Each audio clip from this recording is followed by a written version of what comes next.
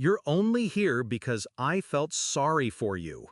My mother's voice cut through the clink of silverware. She didn't even look at me as she slid two glossy envelopes across the table. My brother snatched them like a child on Christmas morning. First-class tickets. Destination, Tokyo. The table buzzed with his excitement. "Finally! Japan!" he laughed, waving them like trophies. I didn't say a word, just kept my fork steady, the taste of betrayal settling on my tongue heavier than any meal. My bonus. My sacrifice. Months of 12-hour shifts, all swallowed into paper they'd never intended for me. I smiled faintly, cleared my plate, stood up, and left. That wasn't the first time they carved me out of the picture. Growing up, my brother was the heir, the chosen. When he failed, they shielded him. When he stumbled, they lifted him. And me? I was the utility, silent, dependable, invisible. The extra shifts I worked because you don't have kids. The loans I covered just until your brother gets on his feet. The vacations I never saw because family money is tight this year. But it wasn't tight for him. Never for him. That night, though, something in me clicked into place. It wasn't anger, it was clarity. If they saw me as a wallet, then fine, but a wallet can close. The plan formed with surgical precision. Step 1. Reverse the miles transfer. I logged in, one click, and the seats they'd stolen from me reverted back into my account. No refund for them, just empty confirmation codes. Step 2. Cancel every hotel reservation tied to my card. Kyoto, Osaka, Tokyo. Each one undone in silence. The emails rolled in like dominoes, each cancellation confirmed, sweeter than the last.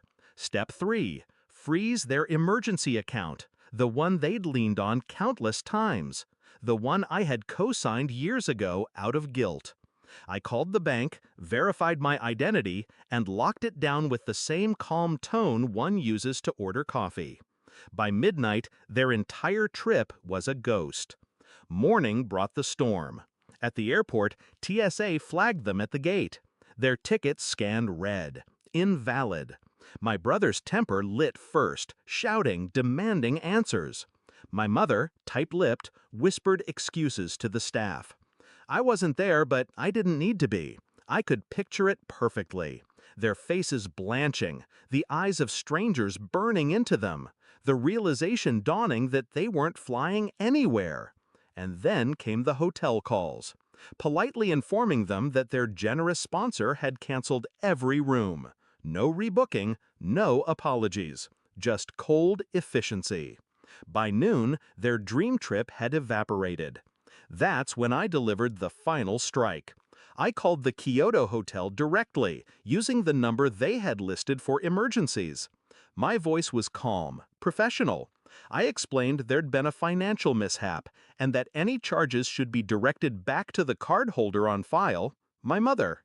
The manager thanked me, said he understood. I hung up. It wasn't about money. It was about erasing the safety nets, stripping away the entitlement they wrapped themselves in. They didn't call me that day, not even the next. But by day 3, my phone lit up. First, my brother. "What the hell did you do?" Then my mother. "We're stranded. Fix this now." I ignored them both. Hours later, a final message came through. "You'll regret this. We're still your family." That one made me laugh. Family. The word they weaponized whenever they needed something.